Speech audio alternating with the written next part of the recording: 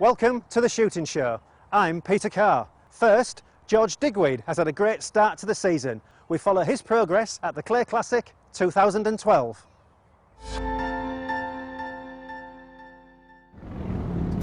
Fresh from claiming his 15th European title in Hungary, George is travelling up to this year's Clay Shooting Classic at E.J. Churchill's in West Wickham. This is the first time the cameras have ever followed the best shot in the world around a competitive shoot. To witness the highs and lows, the analysis of where shots could be picked up and of course lost. Travelling with George is his friend and ex-GB shot Henry Arnold. He met George through game shooting, where he says George tends to have to be a bit more relaxed and not so much in work mode. I think people do get perhaps the wrong idea of him on the competition circuit. When he's game shooting, then it's all about the social side of it and letting your hair down and enjoying yourself, and that's a big part of the game shooting. So that's pretty much where I've got to know George better for the game shooting. The weather forecast is not looking good, and as well as poor conditions, George is also feeling pretty tired. The pressure of straighting the first 3 rounds and finding himself in a sudden death shoot-off in the recent European comeback has taken its toll. But pressure is a constant companion for George. People expect him to knock everything out of the sky every time. I don't go shooting anymore for the pleasure of going out pulling the trigger.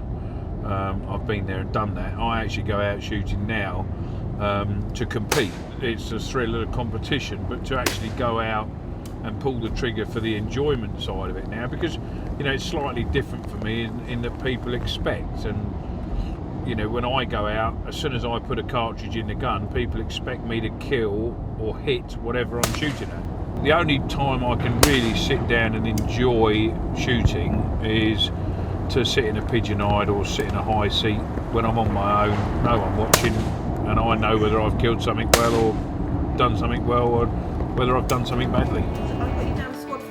We arrive on site and get signed in. George is in a squad with some close friends, including current best shot in France, Gail Poinceau. The shooting world is a small one, and if you've been around as long as George, there are plenty of people to chat with and enjoy a giggle before things get a bit more serious. There's time to grab a coffee, relax and have a chat about George's other great passion, game shooting. You're going to run a pheasant somewhere, they've got to be 1, a fit pheasant, and 2, when you get it to where you're going to fly it, you want to give it a rest. Right to business. George has never won the Classic, which would make a good score today even more satisfying.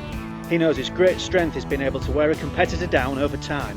But in a competition like this one, there are plenty of top shots who can deliver a great performance on the day.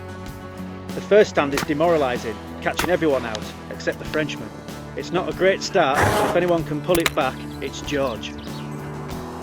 Great start. Not the 2 most pleasant stands to start on, I would have to say. But onwards and upwards, as they say. As we move on, it becomes clear that George's group had one of the trickiest stands to start with. He's dropped 6 very quickly, and he's going to have to dig deep. It'd be nice to have started down here and shot these sort of targets rather than started where we did. But Gail's shooting very well. He's only 2 down to here, which I think is probably 1 above the pace. I would say to here, if you're going to win the shoot, you want to be about 3 away, starting where we did. And he's only 2 away, so that's he shot very well to get to here 2 away. I'm 6 away, so I'm 3 down. The competitors are enjoying the layouts with some testing birds. The weather isn't a problem yet, and by the end of the first session, George has dropped 8. I'm 8 down, so I'm with 1 stand to go. I reckon I'm 2 behind the pace on this particular round. So I've recovered a little bit, just for you. After the final stand of the morning, there's a post-match analysis. Then you've got the Batu and the tower, shouldn't miss one there. Then you go to the rabbit and the midi. I think the rabbit. Well, 4. Say 4. 1 rabbit or a midi. Rabbit. To shoot the midi early. Lunch is well timed. The heavens open, and unfortunately, it doesn't look like it's going to clear. We take a moment to catch up with Gail to find out what an international competitor thinks of the Clay Shooting Classic 2012. Très bien tracé. Very well set up, you know, very good targets. Et puis très beau cadre, très beau. Beautiful, place. En France, on n'a pas ça. And in France we don't see this type of big competition, so it's fantastic for him to be here and challenge himself. Puis c'est l'entraînement que des doublés, Yeah, and it's English sporting is not FITA, so one cartridge for one clay. English sporting, so very good. Yeah. The rain is going to make the afternoon very difficult. It's not the best conditions to build a good score, and George thinks this is probably the worst weather he's ever had to contend with.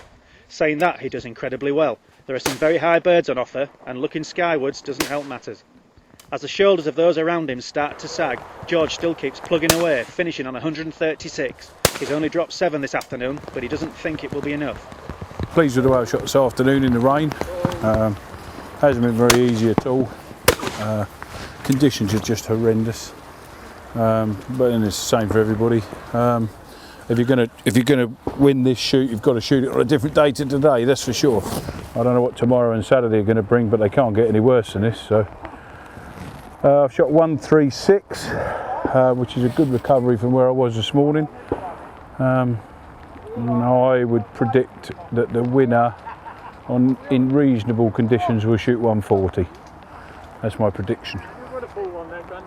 But it's been good having you round, he says through gritted teeth, and if I ever see your number come up on my phone again, I'm never ever going to answer it.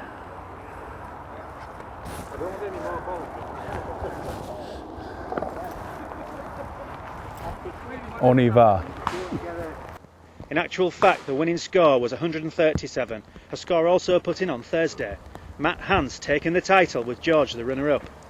Yeah, over the moon about it. Really pleased. I have to say, the team here, EJ Churchill's and obviously with Promatic, they've done an absolutely fantastic job of keeping this shoot running.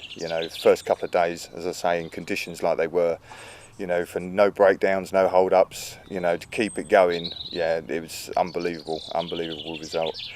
Definitely a trickier shoot than last year, so those that moaned and wanted it a little bit stiffer, they certainly got that. So, yeah, no, well pleased.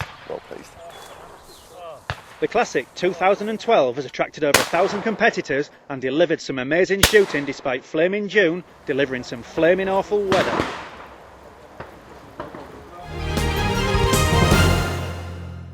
This is the Shooting Show News. Aristocrat Sir Benjamin Slade has been fined £2,000 after he admitted storing a shotgun incorrectly at his mansion near North Petherton. Acting on a tip-off, armed officers swooped onto the estate last October during a wedding party to execute the warrant. Sir Benjamin, 66, pleaded guilty to possessing a gun without a licence and another of not properly securing a different gun when he appeared in court last week. A key appointment has been made at BASC. Alasdair Mitchell has left his position as media advisor to the NGO and joined the BASC team in a full-time role as their Northern Regional Director. The former Guards officer and Falklands War veteran is a noted freelance sporting journalist, being a keen wildfowler and deer stalker. As part of National Shooting Week, the Countryside Alliance has been introducing children from inner-city London to clay shooting. A class from Stockwell in South London went for a lesson with West Kent Shooting School. The aim was to give people with no experience of shooting a taste of an Olympic sport. Nick Beavis of Checkley Wood was the winner of the Gamekeepers Classic at the Clay Shooting Classic event, winning £250 courtesy of BASC with a total score of 116. The winning Gamekeepers team was Charlton Abbots, who received a Superhawk Promatic single-stack clay pigeon trap thanks to the combined efforts of William Whitehouse, Richard Timbrell and Matthew Harris. And finally, the Creekhoff Classic took place last weekend. Ian Malarkey took home the richest prize in DTL, winning the shoot-off after close competition with Austin Coxhead. And in the ladies' event, Emma Wheeldon fought off Andrea Swats to take the title. That's the Shooting Show News. All you need to know about what goes bang and what falls over. Thanks for watching. We're out every Monday, 7:30 p.m. UK time. And next week, I'm back on the roebucks. This is The Shooting Show.